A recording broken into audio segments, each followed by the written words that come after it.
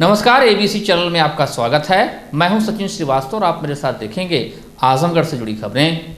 आइए नजर डाल लेते हैं आज की खास खबरों पर।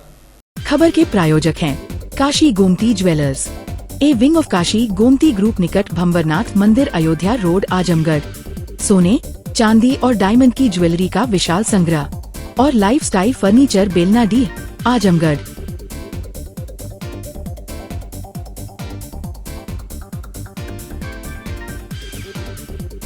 दीवानी न्यायालय परिसर में शनिवार को आयोजित राष्ट्रीय लोक अदालत में कुल 99,884 मुकदमों का निस्तारण किया गया।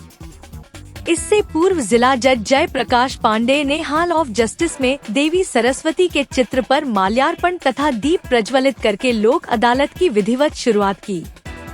इस अवसर पर उपस्थित अधिकारियों, वादकारियों को संबोधित करते हुए जिला जज ने कहा कि लोक अदालत आम आदमी के लिए उपलब्ध एक महत्वपूर्ण वैकल्पिक विवाद समाधान तंत्र है।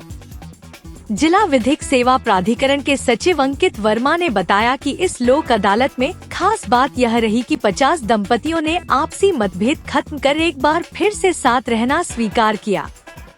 इस लोक अदालत में जिला जज जय प्रकाश पांडेय ने कुल 2 मुकदमों का निस्तारण किया। मोटर दुर्घटना अधिकरण के की जज वंदना सिंह ने कुल 116 मुकदमा का निस्तारण किया। प्रधान पारिवारिक न्यायाधीश अहसानुल्लाह खान ने 34 मुकदमा, पारिवारिक न्यायाधीश कोर्ट नंबर 1 प्रेम शंकर ने 136 मुकदमों का निस्तारण किया। अपर जिला जज अजय कुमार शाही ने 1 मुकदमा, SC/ST कोर्ट के जज कमलापति ने 5 मुकदमा, अपर जिला जज अजय कुमार श्रीवास्तव ने 3 मुकदमा, विशेष न्यायाधीश अपर जिला जज विजय कुमार वर्मा ने 533 मुकदमा, अपर जिला जज संतोष कुमार यादव ने 17 मुकदमा, fast track court number 1 Zainuddin Ansari ने 2 मुकदमा, fast track court number 2 Amar Singh ने 4 मुकदमा निस्तारित किया। मुख्य न्यायिक मजिस्ट्रेट सत्यवीर सिंह ने 3,402 मुकदमा तथा ACJM कोर्ट नंबर 13 कुंवर रोहित आनंद ने 1,228 मुकदमों को निस्तारित किया। न्यायिक मजिस्ट्रेट कोर्ट नंबर 22 आशुतोष मणि ने 1,111 मुकदमा, सिविल जज फास्ट ट्रैक कोर्ट आस्था द्विवेदी ने 8 मुकदमों का निस्तारण किया। लोक अदालत में मंडल कारागार के कैदियों द्वारा बनाई गई मिट्टी के बर्तनों के भी एक प्रदर्शनी लगाई गई, जो वहां आकर्षण का केंद्र थी। इस स्टॉल से कई न्यायिक अधिकारियों तथा आम लोगों ने भी खरीदारी की। मुख्य उद्देश्य है वादकारियों को अधिक से अधिक लाभ पहुंचाना, कम लागत पर कम अर्थदंड पर जो है उनके वादों का निस्तारण करना है, तथा अधिक से अधिक वादों का निस्तारण करना है। यहाँ विभिन्न बैंकों के अधिकारी आए हुए थे सर, उसके बारे में आप क्या करना चाह रहे हैं? क्या वो सारे बैंक जनता तक ऋण उपलब्ध कराते हैं? जितने बैंक यहाँ आए हुए हैं सारे बैंक जनता को ऋण उपलब्ध कराते हैं तथा अधिक से अधिक लाभ देते हैं उनको। उनके जो अकाउंट NPA हो गए हैं उनके अकाउंटों का वसूली के लिए जो यहाँ लोक अदालत आयोजित की जा रही है, उस लोक अदालत में अधिक से अधिक ऋण माफ़ी करते हुए कम लागत लेते हुए उनका अर्थदंड जमा कराया जाता है। ऑफेंसेज होते हैं पारिवारिक न्यायालय से संबंधित मुकदमे, मोटर एक्सीडेंट क्लेम से मुकदमे, मोटर वाहन दुर्घटना से संबंधित मुकदमे, दीवानी वाद के जो सुलह समझौते से होते हैं उनका मुकदमे, तथा अर्थदंड के आधार पर पिटी ऑफेंसेज का निस्तारण करने वाले मुकदमों का निस्तारण किया जाता है। इसके अतिरिक्त बैंक से संबंधित वादों का निस्तारण किया जाता है। इसके अतिरिक्त राजस्व से संबंधित जितने भी विभाग हैं सबके छोटे छोटे, जैसे मनरेगा से संबंधित है, कोई आय प्रमाण पत्र, जाति प्रमाण पत्र से संबंधित कोई पेंडिंग है, इन सब के मुकदमों का निस्तारण किया जाता है। यूपी सरकार के जितने भी विभाग हैं उन सारे विभागों के छोटे छोटे मुकदमों का निस्तारण किया जाता है। मृत्यु सबके लिए सत्य है, लेकिन हर किसी को विदाई देने वाले अपने नहीं होते। कई बार सड़क किनारे, अस्पतालों या सुनसान जगहों पर पड़े लावारिस मृतक बेनाम रह जाते हैं, जिन्हें अंतिम संस्कार तक का सहारा नहीं मिलता। ऐसे मृतकों की दुर्गति देखकर भारत रक्षा दल ने समाज में मानवता की मिसाल कायम की है।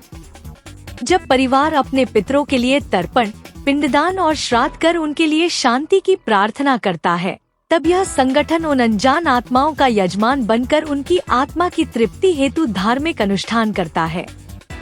यह संवेदनशील पहल वर्ष 2013 से लगातार की जा रही है और हर पितृपक्ष में इसकी विशेष आयोजन के रूप में परंपरा निभाई जाती है। शनिवार को राजघाट पर लावारिस मृतकों के लिए तर्पण, पिंडदान और पूजा का अनुष्ठान संपन्न हुआ। इसके बाद कलेक्ट्रेट रिक्शा स्टैंड पर सामूहिक श्राद्ध भोज का आयोजन किया गया। इस अवसर पर जैनेन्द्र चौहान, आरपी श्रीवास्तव, शक्ति शरण पंत, अनूप श्रीवास्तव, मनीराम, विनोद शर्मा, प्रदीप चौहान, चंद्र प्रकाश, हरेंद्र यादव आदि ने लावारिसों का यजमान बनकर तर्पण व पिंडदान किया। पुरोहित सभाजीत पांडे के नेतृत्व में वैदिक मंत्रोच्चार के बीच पूजा संपन्न हुई।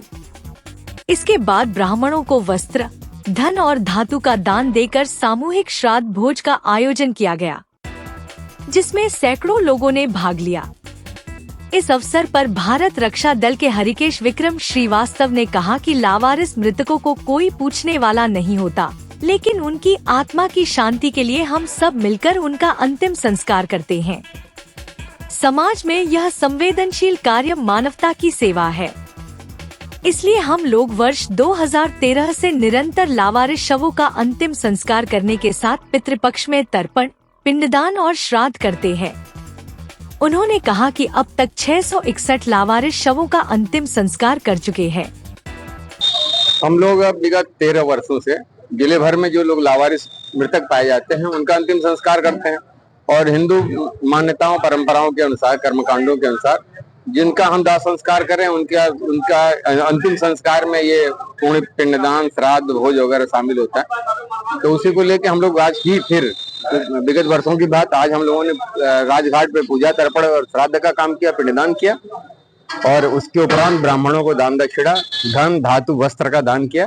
तदुपरांत सामूहिक भोज का आयोजन कर रहे हैं ताकि आत्मा तृप्ति हो और सर्वे भवन्तु सुखिनः सर्वे सन्तु निरामया की भावना से हम लोग ये काम कर रहे हैं। उद्देश्य जैसे किसी का परिजन, किसी मृतक का परिजन अपने घर के परिवार के सुख शांति है तो इस तरह का कार्य करते हैं, तर्पण करते हैं ताकि मृतक आत्माओं, पितरों की आत्मा तृप्त होगी तो घर में सुख शांति आएगी। तो घर वाले तो करते हैं, समाज में शांति कहाँ से आ जाएगी। तो इसकी सामाजिक शांति के लिए भारत रक्षा दल अपने सामाजिक जिम्मेदारी करते हुए अपने कर्तव्य निष्ठा को निभा रहा है। इस साल लगभग कितने लावारिस का था? एक साल का लगभग आंकड़ा वही 40 से 50 के बीच आता है। इस साल का 44 से 47 रहा है जी। तो अब तक कितने लावारिस? 661 लावारिस लाशों का हम लोगों ने दाह संस्कार और मुक्तिदान किया। आजमगढ़ जिले के जियनपुर कोतवाली क्षेत्र में नौशहरा वार्ड निवासी दलित लोको पायलट दुर्गेश कुमार की संदिग्ध हत्या के मामले ने राजनीतिक रंग ले लिया है। प्रेम प्रसंग के चलते पीट कर हत्या किए जाने के आरोप में 6 लोगों पर गैर इरादतन हत्या का मुकदमा दर्ज होने के बाद 5 आरोपी गिरफ्तार हो चुके हैं।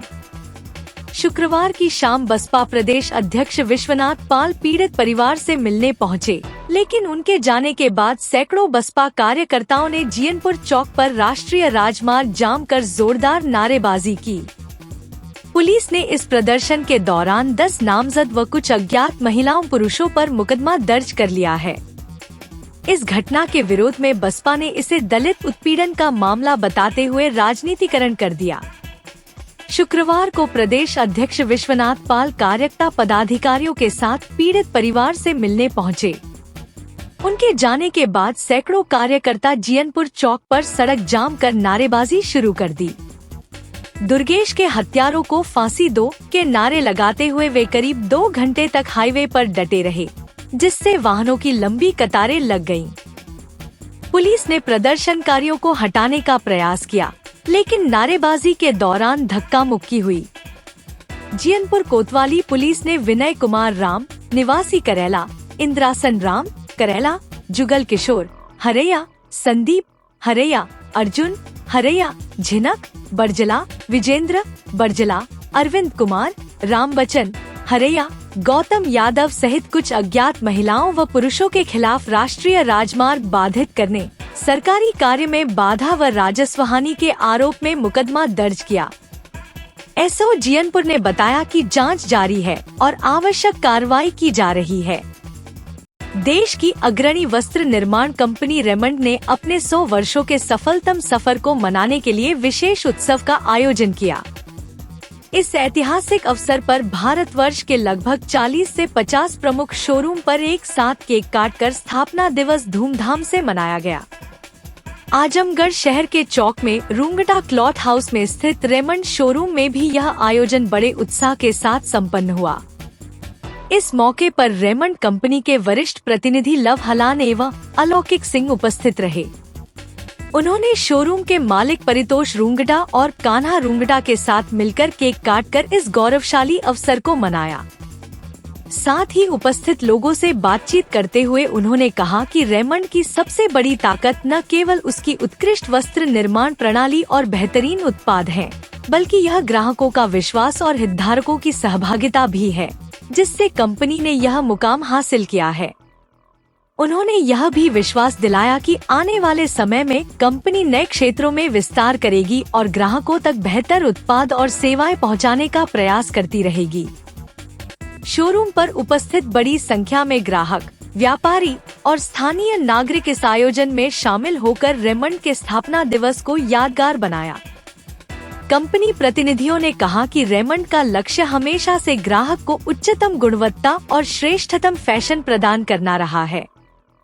इसी दृष्टि से कंपनी लगातार नए उत्पाद और तकनीक को विकसित कर रही है, ताकि हर वर्ग के ग्राहक अपनी आवश्यकता अनुसार श्रेष्ठ वस्त्र का लाभ उठा सकें। इस अवसर पर उपस्थित लोगों ने कंपनी के 100 वर्ष के सफलतम सफर को सराहा और उम्मीद जताई कि भविष्य में भी रेमंड इसी तरह समाज और व्यवसाय के हित में कार्य करता रहेगा।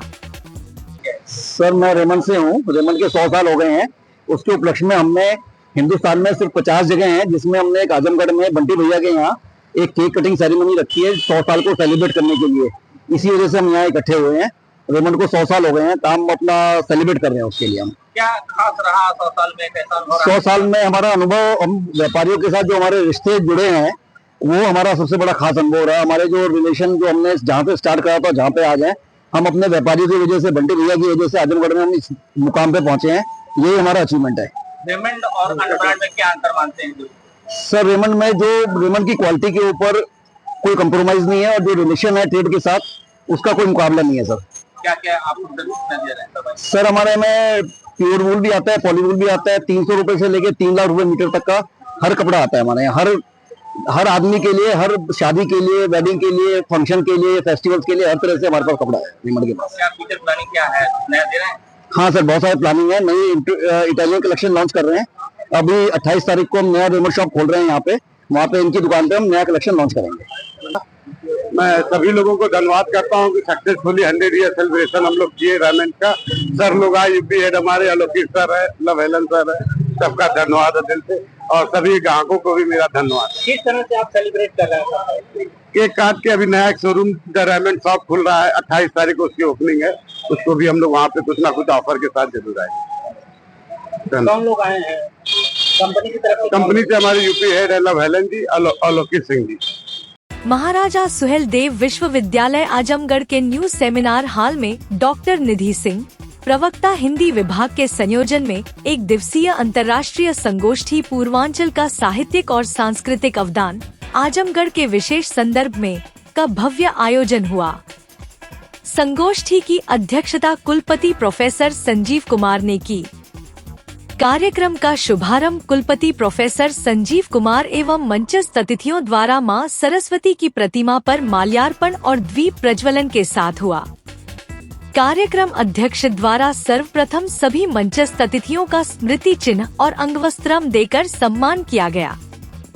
कार्यक्रम अध्यक्ष कुलपति प्रोफेसर संजीव कुमार का सम्मान निधि शैक्षिक एवं शोध संस्थान आजमगढ़ के संरक्षक प्रोफेसर अखिलेश चंद्र और सचिव प्रोफेसर गीता सिंह द्वारा अंगवस्त्रम एवं स्मृति चिन्ह देकर किया गया। इस अवसर पर कुलपति प्रोफेसर संजीव कुमार ने कहा कि हिंदी आज विश्व स्तर पर तीसरे नंबर की भाषा के रूप में विद्यमान है। इस तरह के संगोष्ठी से हिंदी परिष्कृत होते हुए जल्द विश्व की दूसरे नंबर की भाषा बन जाएगी। डॉक्टर मीरा सिंह ने कहा कि पूर्वांचल के लोक गीतों की पहचान विश्व स्तर पर है। आपने विभिन्न भोजपुरी गीतों के माध्यम से अपनी बात रखकर पूर्वांचल के योगदान को सराहा। डॉक्टर शिव कुमार निगम ने कहा कि पूर्वांचल का साहित्य समृद्ध साहित्य है। यहाँ का योगदान संपूर्ण हिंदी साहित्य को अत्यधिक प्रभावित करता है। प्रोफेसर दीपक प्रकाश त्यागी ने कहा कि आजमगढ़ का हिंदी साहित्य में अप्रतिम योगदान है। अयोध्या सिंह उपाध्याय हरिऔध, मलयज, शैदा, राहुल सांकृत्यायन ने अपने अपने तरह से यहाँ से हिंदी साहित्य को अपना योगदान दिया। प्रोफेसर प्रभाकर सिंह ने कहा कि भोजपुरी के क्षेत्र में आजमगढ़ से बहुत काम हुआ है। आपने अयोध्या सिंह उपाध्याय हरिऔध की कविता उठो लाला बांखे खोलो का जिक्र करते हुए अपने विचार रखा। प्रोफेसर प्रत्यूष दुबे ने कहा कि आजमगढ़ के समग्र में कैफी आजमी को भी समझाना होगा।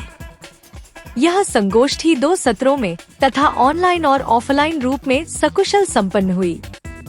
इस अवसर पर डॉक्टर निधि सिंह के संपादन में अंतर्राष्ट्रीय संगोष्ठी के विषय पूर्वांचल का साहित्यिक और सांस्कृतिक अवदान पर एक पुस्तक जिसमें देश और विदेश से 42 विद्वानों के शोध पत्र 272 पृष्ठों में महाराजा सुहेलदेव विश्वविद्यालय आजमगढ़ द्वारा प्रकाशित एवं द पर्पल पेपर नई दिल्ली द्वारा मुद्रित पुस्तक का लोकार्पण कार्यक्रम अध्यक्ष एवं सम्मानित अतिथियों की उपस्थिति में हुआ। पुस्तक पर चर्चा करते हुए संकायाध्यक्ष प्रोफेसर देवेंद्र कुमार सिंह ने कहा कि डॉक्टर निधि सिंह ने इस अल्प अवधि में साहित्य के लिए बहुत बड़ा कार्य किया है। आज साहित्य में रमी इस निधि ने यह सिद्ध कर दिया कि यह सचमुच में साहित्य की निधि है। प्रोफेसर गीता सिंह शिक्षक श्री ने कहा कि इस पुस्तक से आजमगढ़ और पूर्वांचल का साहित्य समृद्ध होगा। आपने संगोष्ठी में कैफी आजमी, अल्लामा शिबली नोमानी, अयोध्या सिंह उपाध्याय हरिऔध का जिक्र करते हुए कैफी आजमी के गीत कर चले हम फिदा जानो तन साथियों अब तुम्हारे हवाले वतन साथियों से देशभक्ति से आजमगढ़ के साहित्य को जोड़ा। प्रोफेसर अखिलेश चंद्र शिक्षा संकाय श्री गांधी पीजी कॉलेज मालटारी आजमगढ़ ने कहा कि मेरी जानकारी में मात्र 15 दिनों के अंदर इतनी बड़ी पुस्तक का नई दिल्ली से संपादन और प्रकाशन करके डॉक्टर निधि सिंह ने आजमगढ़ के साहित्य के लिए एक अनूठा उदाहरण प्रस्तुत किया है। प्रोफेसर हसीन खान ने भी डॉक्टर निधि सिंह को अपनी तरफ से बधाई दी। हेमराज मीना, वरिष्ठ पुलिस अधीक्षक, आजमगढ़ के द्वारा मालों के निस्तारण हेतु चलाए जा रहे अभियान के अंतर्गत थाना मुबारकपुर में विभिन्न तिथियों में आबकारी अधिनियम के अंतर्गत जब्त शराब कुल 7 मुकदमों में बरामद लगभग 2150.40 लीटर को न्यायालय मुख्य न्यायिक मजिस्ट्रेट आजमगढ़ से आदेश प्राप्त कर नायब तहसीलदार सदर वीरेंद्र सिंह एवं प्रभारी निरीक्षक मुबारकपुर शशि मौली पांडे की उपस्थिति में शनिवार को गड्ढा खोदवाकर विनष्ट कराया गया। एसपी सिटी मधुबन कुमार सिंह ने बताया कि ऑपरेशन क्लीन के तहत 13 वाहनों की नीलामी कर निस्तारण भी यहीं पर किया गया। देखिए, थाना मुबारकपुर में ऑपरेशन क्लीन, जिसमें जो माल खाने में या थाना परिसर में जो सीजर वाहन खड़े हुए थे उनके निस्तारण का अभियान चलाया गया और इसमें 13 वाहनों का न्यायालय से अनुमति प्राप्त करके इनका आज नीलामी की गई है। और इसके अतिरिक्त जो विभिन्न 7 मुकदमों में शराब, अवैध शराब जो सीज की गई थी उसके निस्तारण की कार्रवाई की गई है। इसमें भी माननीय न्यायालय से अनुमति प्राप्त की गई और लगभग 11,000 शीशे जो शराब थी ये नष्ट की गई है। तो इस तरह से आज 13 और 7 20 मालों का निस्तारण थाना मुबारकपुर में कराया गया। Kashi Gomti jewellers, A wing of Kashi Gomti group, निकट भंवरनाथ मंदिर, अयोध्या रोड, आजमगढ़।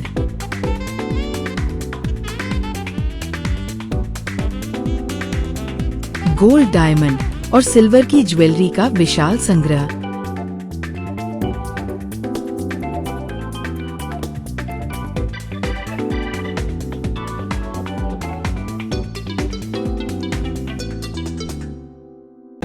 शादी के गहनों का संपूर्ण पैकेज मात्र 1,51,000 रुपए में। शुद्धता की 100% गारंटी। खूबसूरत लम्हों को बनाएं और यादगार। पहुँचे काशी गोमती ज्वेलर्स, निकट भंवरनाथ मंदिर, Ayodhya road, Azamgarh. Lifestyle furniture, Belnadi, Azamgarh. सभी प्रकार के फर्नीचर एवं इलेक्ट्रॉनिक सामानों की भरपूर रेंज उपलब्ध। हमारे यहाँ EMI की सुविधा 0% ब्याज पर उपलब्ध। इलेक्ट्रॉनिक सामानों में LED TV, refrigerator, washing machine, air conditioner, air cooler, deep freezer, water cooler, mixer juicer, iron, fan, induction, battery, inverter, electric geyser, gas geyser, आटा चक्की इत्यादि। फर्नीचर के सामानों में बेड, गद्दा, सिंगारदान, अलमीरा, sofa, table, chair, rack, stool, संदीली, सीढ़ी, डाइनिंग टेबल, झूला आदि। शादी विवाह की हो तैयारी या ऑफिस और घर के लिए सामानों की करनी हो खरीदारी, पहुँचिए लाइफस्टाइल फर्नीचर, बेलनाडी, आजमगढ़।